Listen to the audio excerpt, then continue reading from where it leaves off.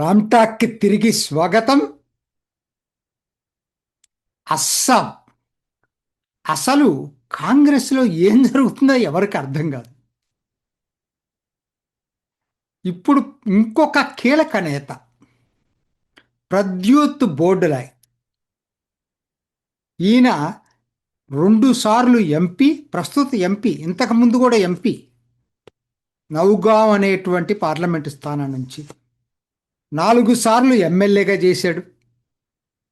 ఇంత కీలక వ్యక్తి ఇవాళ పార్టీని వదిలి బీజేపీలో చేరాడు. నిన్న అసలు ఎవరికీ పట్టులేదు, ఏం జరుగుతుందో తెలియదు. ఎందుకనంటే ఇప్పుడు దానికి screening committee in charge chairman Priyanka Gandhi, అందులో సభ్యుడిగా Imran Masood, most controversial MP.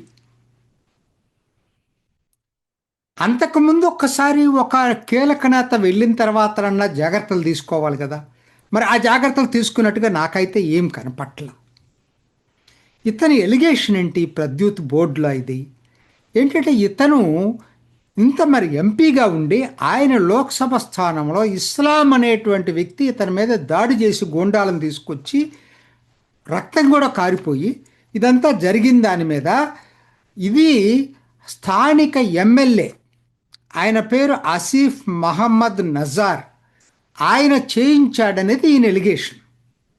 ఎందుకంటే ఇతను వాళ్ళకి ఈ అటువంటి నజర్ మీద ఇచ్చినటువంటి కంప్లైంట్ హైకమాండ్కి పక్కన పెట్టేశారు.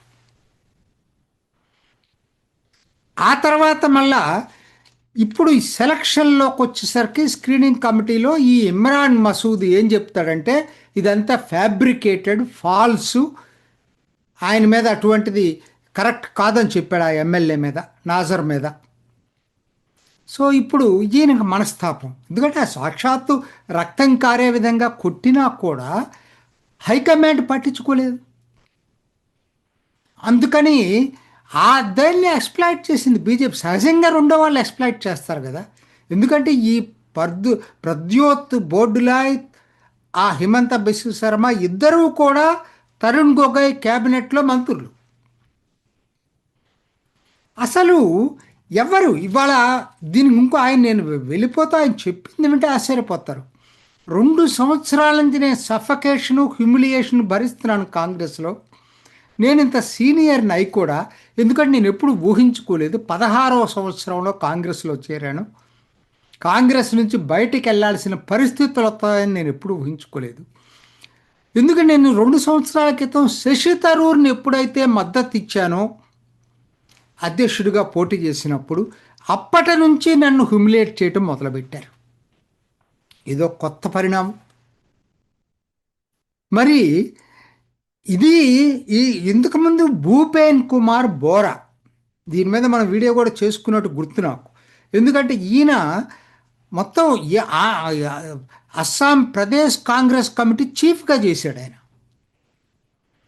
ఆయన వెళ్ళిపోవటానికి కారణం ఏంటంటే ఆయన్ని మొత్తం మిగతా ఎలియన్స్ పార్ట్నర్స్తో మాట్లాడమని చెప్పి తీర్మానం ఉంటే ఆయనతో పాటు రకీబుల్ హుస్సేన్ అని ఆయన్ని పంపించారు.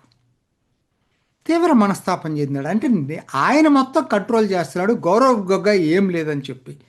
ఈ 2 పరిణామాలు చాలండి. గౌరవ్ గొగోయ్ ఇప్పటికే పాకిస్తాను తెలియకుండా సీక్రెట్గా వెళ్ళాడనేటువంటి ఆరోపణతో పాటు ఇప్పుడు ఇక్కడ సీనియర్ కాంగ్రెస్ నాయకులు బయటికి వెళ్ళిపోతున్నారు.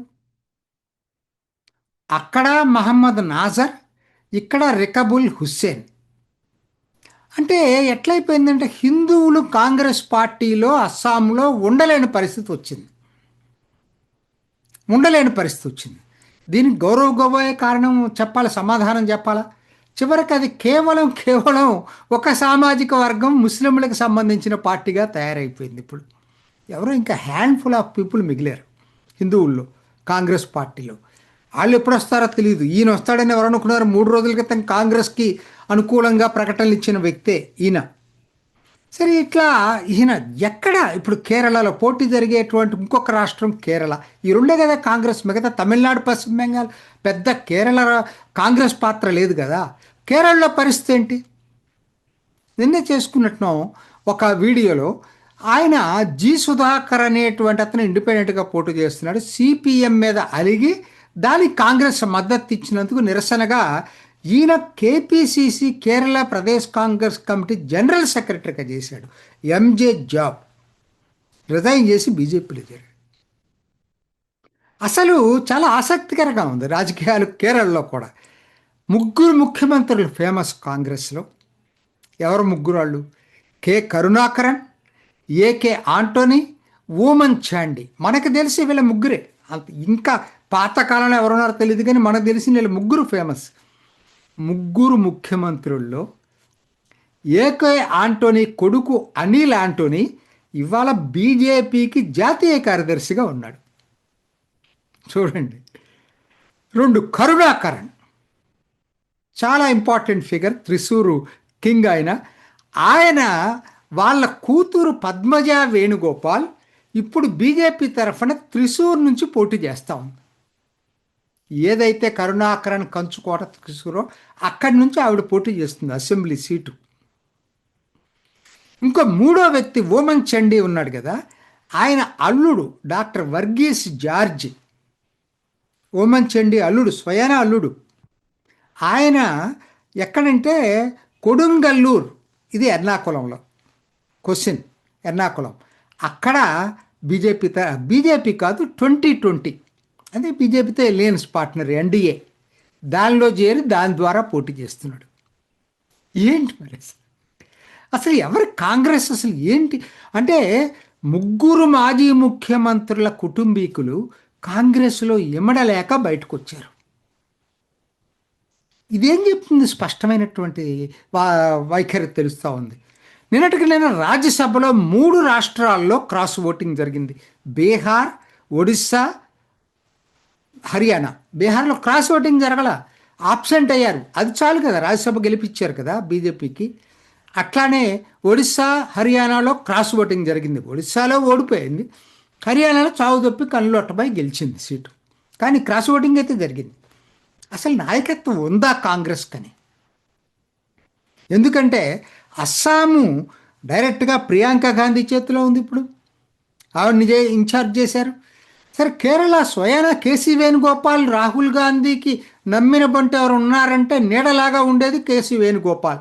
అక్కడ ఇదే పరిస్థితి, రాజ్యసభలో ఇదే పరిస్థితి. అసలు ఇప్పటికి 55 సీట్లు నిన్నటికి. ఇవాళ మిగతాయి ప్రకటిస్తారేమో. చాలా వివాదాలు ఉన్నాయి ఇందుట్లో ఏం జరుగుతుందో కూడా తెలియదు.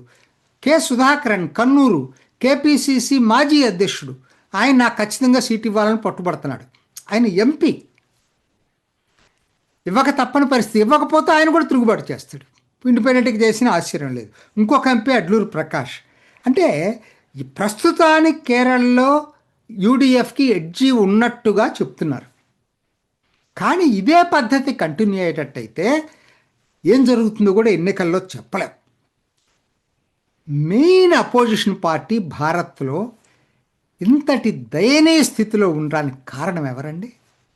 నాయకత్వ లోపం కాదా? రాహుల్ గాంధీ అసమర్థ నాయకత్వం కాదా? ఇప్పటికైనా కాంగ్రెస్ కార్యకర్తలు ఆలోచించుకోవాలి. ఇది ఈనాటి రామ్ టాక్. ఇంకొక ఎపిసోడ్లో మళ్ళీ కలుసుకుందాం. నమస్తే. చూసారు కదండి, మరి ఈ వీడియో కనుక మీకు నచ్చినట్లయితే ఒక లైక్ కొట్టేసి మీ అభిప్రాయాన్ని కూడా కామెంట్ బాక్స్లో తెలియజేస్తూ ఇలాంటి ఇంట్రెస్టింగ్ అప్డేట్స్ కోసం మా ఛానల్ని సబ్స్క్రైబ్ చేసుకోండి.